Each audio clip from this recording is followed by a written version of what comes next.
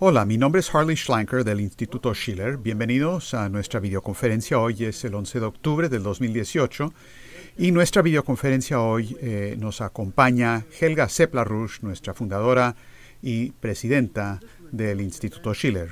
Estábamos repasando los acontecimientos antes de esta videoconferencia y hay tanto que está ocurriendo ahora que estamos a menos de 5 semanas de las elecciones intermedias de Estados Unidos, que va a ser de importancia extraordinaria para definir si el pueblo estadounidense van a asumir la responsabilidad de unirse al nuevo paradigma o si van a seguir sometiéndose a la desmoralización y el control por parte de los medios. También estamos viendo cosas que por los que tiene fama el movimiento LaRouche, que son los pronósticos económicos. ¿Por qué no empezamos con eso, Helga? Vimos una caída grande de la bolsa de valores ayer, hay preocupación en Wall Street, ansiedad en todo el mundo. ¿Qué es lo que pasa? Bueno, el sistema se está desintegrando y solamente es cuestión de tiempo para saber cuándo va a ocurrir. Me parece impresionante que el Fondo Monetario Internacional se pronuncia usando la famosa palabra D. Acuérdense que no se iba a usar nunca la palabra D porque los mercados supuestamente siguen la psicología de los mercados y luego se utiliza la palabra depresión y eso podría provocarlo y por lo menos eso es lo que decían.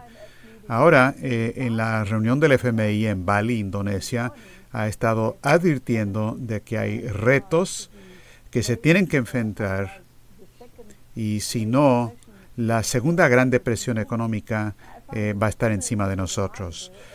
Esto me parece realmente impresionante y creo que lo que están tratando de hacer de alguna manera es preparar a la población de que esto realmente se viene abajo.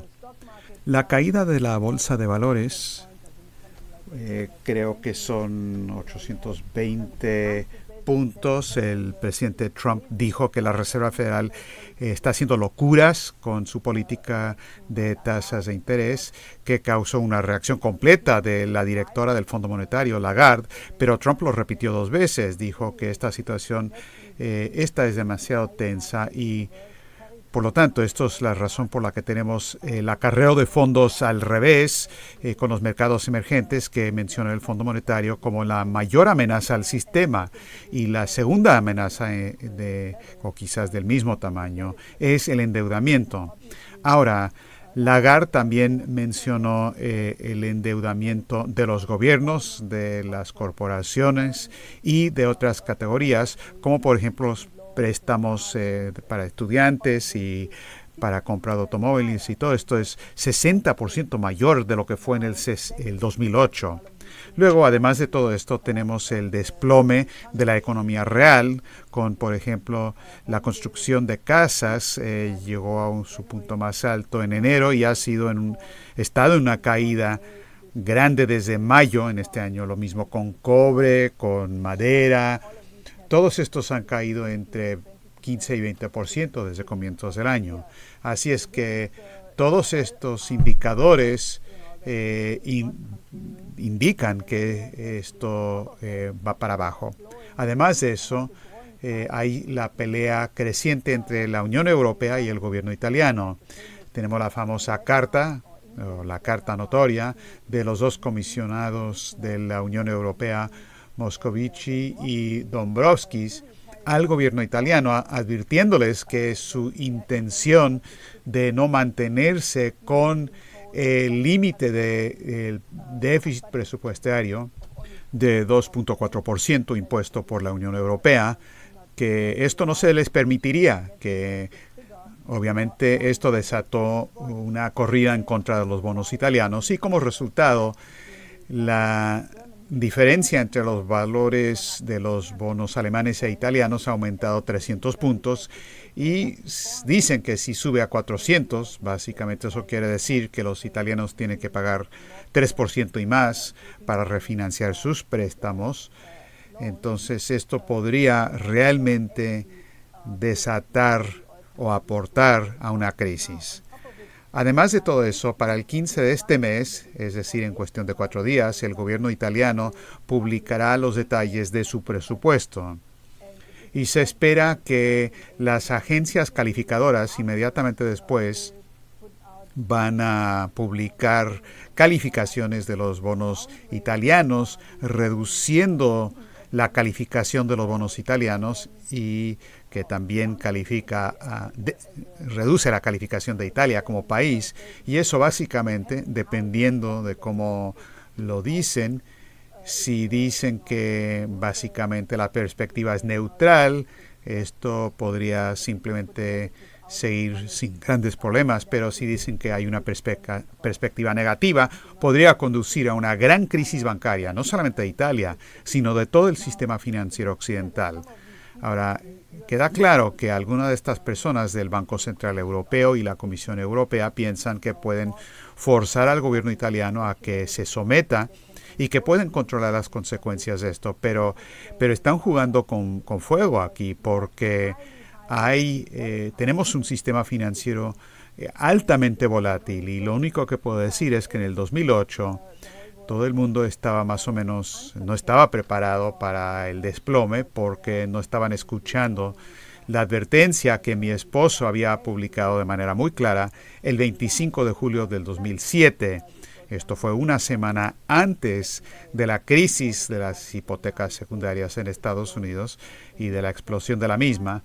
Y él había dicho en ese momento que el sistema se había acabado y ahora, como se ve ahora, es la manera en que se desplomó.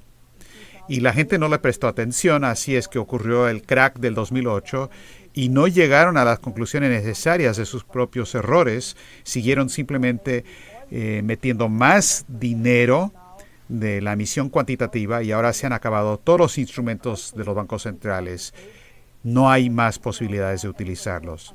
Contrario al 2008, cuando todo el mundo no estaba preparado, ahora la gente que quieren que se someta al gobierno italiano, que capitule y siga con la austeridad, pero el gobierno de Italia fue elegido para no hacer eso, porque ellos rechazaron esa austeridad. Ahora, yo creo que si empujan demasiado fuerte la Unión Europea, acuérdense que los dos partidos de la coalición del gobierno, la Lega y el Movimiento de 5 Estrellas, ambos tienen Glass-Steagall, no solamente en sus programas de partido, sino también en el Tratado de la Coalición.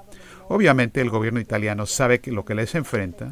Ellos han visto cómo los especuladores atacan a países para aplastarlos, entonces ellos están teniendo cuidado, no están diciendo nada terriblemente provocador, pero si alguien de afuera los empuja a un crack, yo no excluiría la posibilidad, o más bien yo diría que es bastante probable de que ellos aplicarían la ley Glass-Steagall a manera de defensa propia. Es una situación muy diferente al 2008 y creo que la única lección que uno puede sacar de todo esto es que tenemos que amplificar nuestros esfuerzos para crear un nuevo Bretton Woods. Tenemos una campaña internacionalmente, tenemos una resolución que ha sido firmada por mucha gente y les quiero instar a ustedes, los que están viendo esta videoconferencia, a que firmen esta declaración.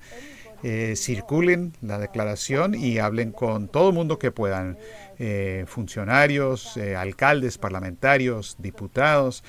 Prepárense para el Glass-Steagall y no solamente eso, las 4 leyes del Lyndon-LaRouche, porque a no ser que reorganicemos todo este sistema en bancarrota de manera controlada, vamos a tener un desplome descontrolado. Necesitamos un nuevo sistema de Bretton Woods, necesitamos Glass-Steagall, necesitamos deshacernos de la economía de casino, se requiere crédito para financiar la economía real y se requiere un nuevo sistema de crédito para básicamente financiar inversiones a nivel multinacional entre las naciones del mundo para sacar al mundo de este peligro de una depresión económica. Así que si el FMI habla del peligro de una gran depresión, la gente debe tomarlo en serio. Piensen lo que pasó en la Gran Depresión de los 1930s. En Estados hubo devastación, pero en Europa fue todavía peor porque condujo a movimientos fascistas y condujo a las guerras mundiales. Así es que esto no se debe tomar a la ligera. únanse a nosotros, únanse al Instituto Schiller y nuestra campaña por un nuevo Bretton Woods, porque es la única respuesta que se le puede dar a este nuevo peligro de un desplome inminente. Lo que me pareció interesante, yo leí el resumen ejecutivo del Fondo Monetario y su informe, y omitieron dos cosas. Estaban ahí en cierto sentido, pero no reconocieron estos dos puntos. Pero ambos, su esposo, Lyndon LaRouche, hablaba de estas cuestiones por años al hablar del Fondo Monetario Internacional. Por un lado, es la política de ellos la que ha fracasado. Los regímenes de austeridad, el FMI tiene fama por eso nunca ha conducido al desarrollo económico. Y luego, segundo, la emisión cuantitativa, el crédito a bajas tasas de interés para la especulación en vez de Glass-Steagall. El FMI estaba promoviendo eso también. Así es que las dos cosas que ellos promovieron ahora admiten que fracasaron. ¿Qué nos dices al respecto, Helga? Bueno, creo que la posibilidad de que el Fondo Monetario se reforme a sí misma probablemente tiene una probabilidad de casi cero. Creo que se requiere una acción diferente. En cierto sentido, tenemos ahora en todo el mundo, ya hay una revuelta en contra de estas políticas neoliberales que han fracasado. Esto se expresó en el voto del Brexit, se expresó en la victoria electoral del presidente Trump, el gobierno italiano nuevo, también es una expresión de lo mismo, también el gobierno de Austria. Y creo que, en cierto sentido, la soberanía nacional se tiene que reafirmar. Y yo no creo que estas instituciones supranacionales, que fueron la razón principal de por qué se impusieron esta política, si ha creado un desastre, vean lo que le pasó a Grecia. La economía de Grecia se redujo en un tercio. La economía italiana fue destruida. El hecho de que ahora tenemos un gobierno totalmente diferente en Italia, que está a favor del crecimiento por lo general, que está a favor de la relación con China, a favor de la relación con la nueva ruta a la seda, todo esto es una respuesta al fracaso de estas políticas. Y hay mucha gente en Europa que esperan que, dado el hecho de que la Unión Europea básicamente está haciendo exactamente lo mismo en principio, es decir, se mantiene en la austeridad neoliberal, que va a haber un terremoto político en las elecciones parlamentarias europeas que van a indicar que estas políticas realmente se van a tener que rechazar. Yo creo que no hay que esperar tanto. La crisis está encima de nosotros y puedo decir que la única solución es el paquete que acabo de indicar. El Fondo Monetario realmente es una institución en bancarrota, y eso lo dijo mi esposo en 1975, cuando él propuso reemplazar al Fondo Monetario Internacional con un Banco de Desarrollo Internacional para otorgar créditos de bajas tasas de interés para proyectos a gran escala en el sector en desarrollo. Si hubiera ocurrido, no tendría un problema de emigración, tendríamos naciones prósperas en todo el planeta, pero ahora con la política de la nueva ruta a la seda, eso está avanzando. Solamente puedo decir, escuchen la sabia palabra de Lyndon LaRouche, mejor ahora que nunca. Y eso fue una cuestión muy popular, cómo funciona el Banco de Desarrollo Internacional, que LaRouche escribió creo que en 1976. Lo utilizó como parte de su primera campaña para la presidencia de Estados Unidos. Vamos hacia las elecciones intermedias en Estados Unidos. Hay mucho fermento. Está claro que Hillary Clinton no aprendió nada de los resultados de noviembre del 2016. Se está fomentando mucho fermento político, porque tenemos el caso de Mueller, el caso sobre Rusia. Toda esa campaña de Mueller se está desplomando. Empecemos con la evaluación de Trump. Él dijo que los demócratas se han vuelto locos. Supongo que compartes esa evaluación, Helga. Bueno, hay gente que está llamando por la violencia. Eso es un indicio de la locura. Y estoy de acuerdo con él en eso. Es curioso porque estaba viendo los medios alemanes y todos ven esta pelea, esta situación muy caliente en Estados Unidos, como si fuera cuestión de simplemente palabras electorales de Trump, que él llama a los demócratas una chusma, pero es un hecho que Maxine Waters, diputada demócrata, hace algunos meses hizo un llamado para que todo el mundo enfrentara fuertemente a los miembros del gabinete de Trump cada vez que uno los ve. Dijo ella, hubo incidentes violentos porque la gente los presionó para que no les dieran de comer en restaurantes, y también otros demócratas básicamente han llamado de que hay que estar enfrentándolos en la cara a los miembros del grupo del equipo de Trump, y ha creado una histeria total que se amplificó con el caso de Kavanaugh, donde en el caso de Kavanaugh, Alan Dershowitz, que es él mismo dice que es un demócrata liberal, dijo que el intento, por ejemplo, por parte de la senadora Feinstein y de Eric Holder, que estaba en el gobierno de Obama, ellos dijeron que no se debe aceptar a Kavanaugh como miembro de la Suprema Corte, porque eso cuestiona la legitimidad de la Suprema Corte de Estados Unidos. Esto es realmente increíble. Dershowitz muy correctamente dijo, olvídense eso. Kavanaugh ahora es un juez de la Suprema Corte y va a estar ahí de por vida. Este fue el proceso correcto, y los demócratas tienen que regresar a la política civilizada y no violar todas las normas y las reglas. Esto realmente es increíble. Yo no soy experta en cuestiones constitucionales estadounidenses, pero me parece a mí que si el Senado o algunos senadores están cuestionando la legitimidad de la Suprema Corte, esto va en la dirección de una crisis constitucional o algún tipo de crisis de Estado si esta gente no para. Entonces yo creo que han perdido todo control, todas las barreras, y han perdido todo sentido de límites. Esto es una situación totalmente histérica, y solamente puedo decir que esto es muy, pero muy peligroso.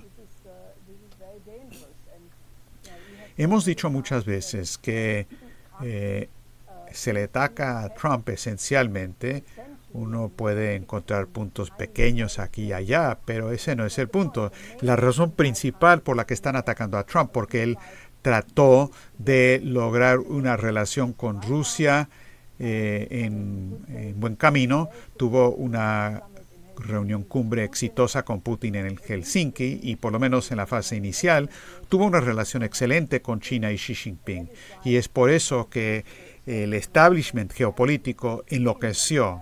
Es más, ellos han escalado su campaña tanto en contra de Rusia y en contra de China de manera sin precedentes, y es cuestión de guerra y paz. La gente realmente debe entender eso, que los demócratas realmente han enloquecido sobre la cuestión de Rusia y también China, y no deben caer en esta trampa, porque las consecuencias de esto significaría la Tercera Guerra Mundial. Una de las otras cosas importantes, creo, es que lo que estamos viendo es que gente como George Soros están financiando estas chusmas alquiladas, y Soros ha estado involucrado en esto por muchos años. Helga, creo que tú por primera vez identificaste la operación en contra de Trump después de la elección como algo parecido a las revoluciones de color que Soros, con gente como John McCain y el Fondo Nacional por la Democracia, el Departamento de Estado de Clinton, para realizar golpes de Estado y cambios de régimen en todos los países del antiguo bloque soviético. Ahora estamos viendo que lo que dijiste de las revoluciones de color fue totalmente correcto, incluyendo el peligro de caos al estilo Maidán que se podría desatar en Estados Unidos. El senador Rand Paul dijo ayer que él teme de que podrían haber hasta asesinatos. Esto realmente es más o menos lo que habías previsto hace 2 años, esta idea, el escenario de las revoluciones de color. Sí, porque cada vez que George Soros está involucrado en algo, y él financió, según los informes, $50 millones para un grupo privado que, según estos informes, fue que desplegó un senador, que no se menciona, pero el individuo había sido un asesor de la senadora Feinstein, así que la especulación naturalmente va en esta dirección. Esto fue una deslocalización de toda la operación de Steele a un grupo privado, básicamente usando $50 millones, para que esto pudiera seguir después de que oficialmente cancelaron la relación de Steele con el FBI. Ahora, esto es increíble. Yo creo que esto todo va a salir a la luz pública y también después del testimonio de Chase Banker ante el Congreso, que a pesar de que fue a puerta cerrada, de todas maneras lo que salió en varios programas de televisión de Fox y otras revelaciones es que fue Michael Sussman, el abogado de Hillary Clinton, de su campaña, y el abogado del Comité Nacional Demócrata, que fue quien desató inicialmente todo el incidente de Rusia y la supuesta colusión con Rusia. Esto me parece totalmente increíble y espero que los electores estadounidenses lleguen a las conclusiones, porque eso quiere decir que la campaña de Hillary Clinton estaba involucrado con una potencia del exterior, es decir, Gran Bretaña, en contra de su oponente en la campaña electoral y después también básicamente en contra de un presidente electo. Ahora, esto no me parece muy democrático, por decir lo de esa manera, utilizar estos métodos de servicios secretos del Estado profundo, trabajar en contra del presidente que ha sido elegido de manera democrática. Esto me parece que es un gran escándalo y si todo esto sale y si se desclasifican los documentos, creo que esto se verá en la historia como el mayor escándalo de la historia estadounidense. Eso es lo que está en juego en las elecciones intermedias en Estados Unidos. Creo que es muy importante que Baker, que es el abogado de Comey del FBI, en su testimonio ante una audiencia del Congreso a puerta cerrada, él reconoció que Sussman le dio el informe de Steele, que luego se incorporó en la solicitud de la Corte FISA en contra de la campaña de Trump. Esto quiere decir que todos los demócratas que han estado protestando porque lo que hizo el diputado Nunes estaban en error, estaban mintiendo, estaban tratando de encubrir la conexión entre los británicos, la campaña de Clinton y el FBI. Ahora, Helga, varias otras cosas que tenemos que cubrir antes de acabar hoy. Uno es la visita muy significativa del secretario de Estado Pompeo a Pekín. Había llegado de Corea del Norte, donde parece que tuvo una reunión bastante exitosa con Kim Jong-un, pero cuando llegó a China hubo un ambiente un tanto diferente, básicamente por los pasos en la dirección de guerra comercial. ¿Qué pasó con Pompeo en Pekín? Bueno, esto fue poco después de que el vicepresidente Pence había hecho su ataque violento en el Instituto Hudson en contra de China de la peor manera posible, y esto lo tomaron muy a pecho los chinos, por funcionarios de China y también los medios chinos, que realmente cuestionaron si esto significa que ha habido un cambio en el gobierno de Trump en una actitud totalmente hostil respecto a China. Básicamente, cuando luego llegó Pompeo a Pekín, unos pocos días después, él básicamente reafirmó que la política de Estados Unidos es tener una buena relación con China, que se está de acuerdo con la política de una sola China y que Estados Unidos no está tratando de parar el desarrollo de China. Hubo varios medios de China tomaron nota de esto y que esto es una declaración muy importante, extremadamente importante en este momento.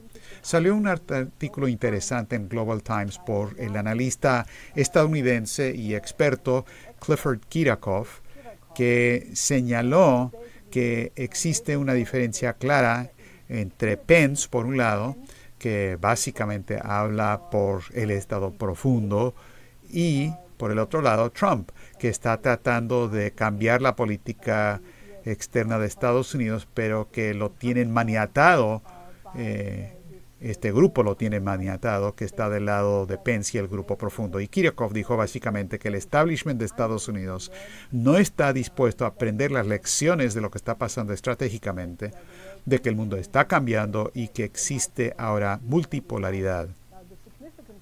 Ahora, el significado de esto no es solamente que lo haya dicho Kiriakov, sino que Global Times lo publique de esa manera, que es un periódico que está muy cercano al gobierno de China. Entonces creo que es importante que los chinos todavía, a pesar de la guerra comercial y la escalada que viene de lugares ridículos como Elizabeth Economy, que ya estaba atacando a China en el 2014, ella salió con otro artículo grande acusando a China de todo tipo de cosas. No tengo que repetir todo eso. Pero ya en el 2014, Elizabeth Economy decía que obviamente tiene una mente tipo economía y sí dice estas cosas y no ha mejorado. Pero de todas maneras creo que es muy importante que Pompeo estuvo en Pekín y para aclarar las cosas, porque obviamente se requieren soluciones, hay que encontrar soluciones para el mundo, porque sí se requiere colaboración entre las principales potencias del mundo. Los que están buscando una confrontación loca, como Hillary Clinton en su discurso en Oxford, donde fue un arranque total en contra de Rusia, pero esta gente realmente no se les debe escuchar de ninguna manera. Hay otro grupo que tampoco se les debe escuchar, pero desafortunadamente sí ocurre, es el IPCC, que ahora están hablando del cambio de clima hecho por el hombre, que ahora están exigiendo que se elimine el dióxido de carbono del universo completo. Esto nos regresa a la campaña que tú, Helga, lanzaste en contra de la figura John Schellenhuber, alemán, pero respaldado por el Imperio Británico, que empuja estas políticas. Ahora se está lanzando esto como una daga al corazón de la industria automotriz de Alemania. Es bueno que Trump sacó a Estados Unidos del acuerdo sobre el cambio climatológico de París. ¿Hacia dónde vamos con esto? Bueno, este informe que dice que el acuerdo sobre el clima de París no fue suficiente. Necesitamos un aumento de la temperatura del 2% para parar eso, sino hay que pararlo no en 2%, sino 1.5% para el 2050.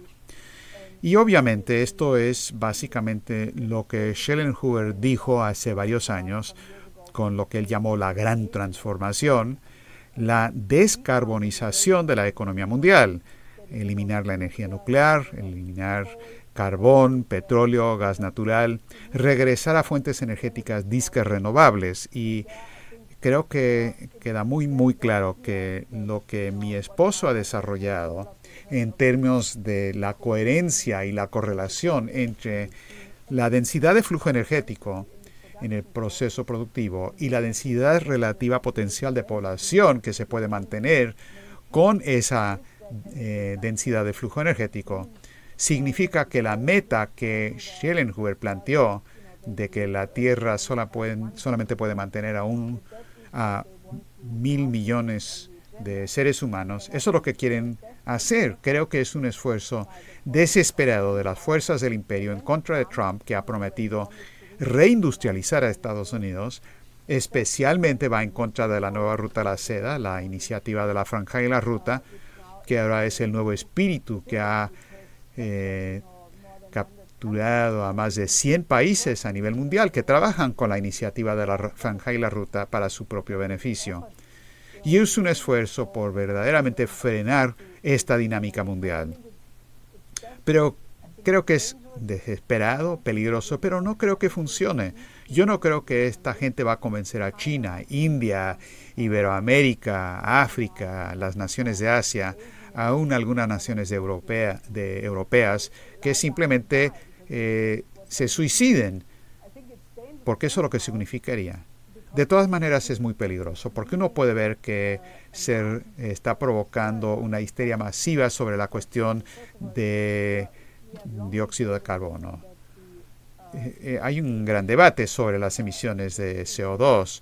Realmente es un factor mínimo en el cambio climatológico. El cambio climatológico que ocurre, no hay duda de eso, pero como hemos documentado muchas veces en el pasado, esto tiene que ver en gran medida con la posición de nuestro sistema solar en la galaxia, y son ciclos largos de las eras de glaciación y luego de calentamiento y luego hay fluctuaciones pequeñas. Esto es lo que determina el clima. Así es que toda la discusión de si es el dióxido de carbono emitido por el hombre que está causando los cambios climatológicos es absurdo completamente.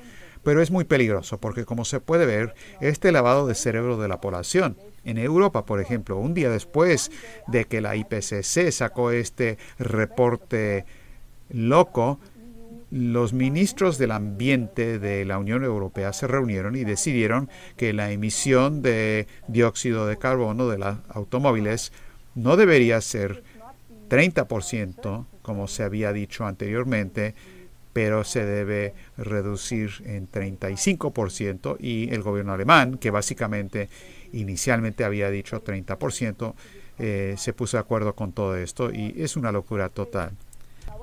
Ahora, ¿cuál va a ser el resultado de todo eso?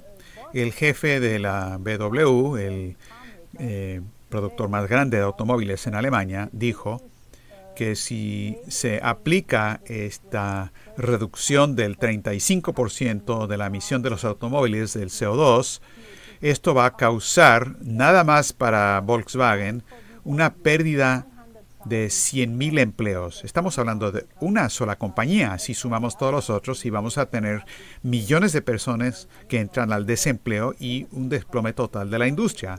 Alemania, como economía, ya está en condiciones muy frágiles por la salida de la energía nuclear, y ahora si están insistiendo en que se elimine el carbón por completo, esto será la muerte de Alemania como país industrial. Obviamente, nosotros vamos a hacer una campaña muy grande en contra de eso.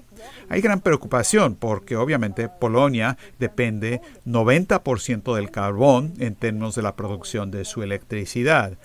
Y si le imponen a países que tienen que aplicar esto, va a haber una explosión populista en la siguiente votación si es que no ocurre antes. Entonces todo esto es una locura total.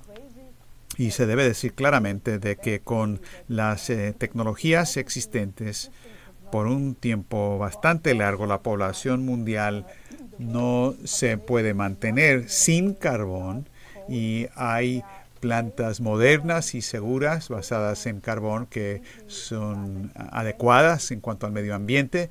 Todo esto lo motiva no el medio ambiente, sino por una actitud en contra de la población. Nosotros habíamos sacado un informe en el 2015 de que todo el escándalo sobre calentamiento mundial no tiene que ver con ciencia, sino que es una política de reducción de la población. Y en ese informe, que pusimos a la reina de Inglaterra en la portada, porque obviamente Schellenhuber, que quiere que se le conozca como CBE, es decir, comandante del Imperio Británico. Nosotros documentamos en ese informe que estas son políticas británicas, y lo que vemos en este informe de la IPCC y la campaña en contra del carbón en Berlín ahora prohíben el uso de automóviles diésel. Automóviles que utilizan diéseles no pueden entrar a 11 zonas de Berlín. Ahora, la asociación de este sector dicen que 50.000 automóviles no podrán entrar a la ciudad, y todos los que requieren los servicios de gente que son expertos para poner, son plomeros o ponen casas nuevas, no van a tener este servicio más. Esto nada que ver con cosas reales, es psicosis en masa.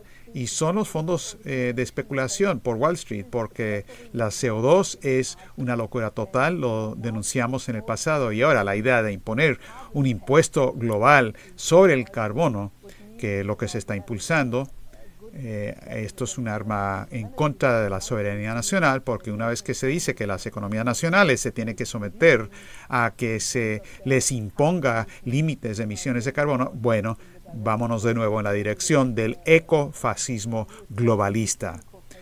Esto no es científico, es todo lo contrario, es algo oligárquico y es un esfuerzo dirigido realmente, a mi parecer, principalmente en contra de la nueva ruta de la seda, pero también en contra de Trump y también en contra de Alemania y muchos otros países. Por lo tanto, debemos denunciarlo. y tener una serie de artículos sobre esto en esta página electrónica. Tendremos toda una sección en la página Schiller donde vamos a tener entrevistas y declaraciones, y los invitamos a ustedes, si tiene usted algún aporte científico a este tema, vamos a publicarlo en esta página electrónica y tendremos un debate público, porque esto es realmente peligroso para el futuro de la civilización. Y lo que se requiere es lo opuesto. Tenemos que tener optimismo respecto al hombre, de que es capaz de desarrollar energía de fusión nuclear, desarrollar métodos totalmente nuevos en la ciencia para la energía, que es algo seguro también para materias primas, para viajes espaciales. Yo creo que no debemos meternos a este miedo que están tratando de inculcar, que es una herramienta de la oligarquía para parar el desarrollo de los pueblos. Helga, nos hemos excedido un poco, pero creo que hay una cosa más que debemos mencionar, porque habíamos hablado la semana pasada de los apoyos a la candidata Keisha Rogers en Texas. Por si no lo saben, hemos tenido dos personas prominentes de Estados Unidos, republicanos, bueno, quizás ni sean republicanos en el sentido de partidos, pero Roger Stone, un amigo de mucho tiempo de Donald Trump y él se dice provocador político, emitió una declaración fuerte de respaldo a Keisha Rogers, y luego el senador estatal Richard Black del estado de Virginia, que ha estado desenmascarando el golpe en contra de Trump y también las operaciones del Estado Profundo en contra de Siria. Él sacó una declaración respaldando a Keisha. ¿Qué nos dice sobre esto, Helga? Yo creo que es magnífico, y solamente puedo decir que el ex candidato presidencial de Francia, Jacques Cheminade, también respaldó a Keisha Rogers, diciendo que aunque él no es estadounidense, la campaña de Keisha tiene significado internacional, porque ella está llevando la delantera en todo lo que se requiere para cambiar las políticas erróneas en Estados Unidos. Así es que tendremos más declaraciones, y quiero todos ustedes respalden a la campaña de Keisha Rogers, porque es una campaña de importancia nacional e internacional. Muy bien, con eso hemos concluido, y entonces hasta la próxima semana, Helga. Muy bien, hasta la próxima semana.